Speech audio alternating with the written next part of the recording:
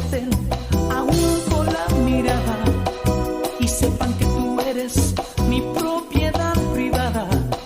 Que no se atreva nadie a mirarte con ansias y que conserven todo.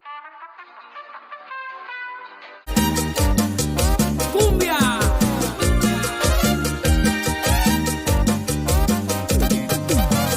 Para que sepan todos que tú me perteneces, con sangre de mis venas te marcaré la frente, para que te respeten aún con la mirada y sepan que tú eres mi propiedad privada.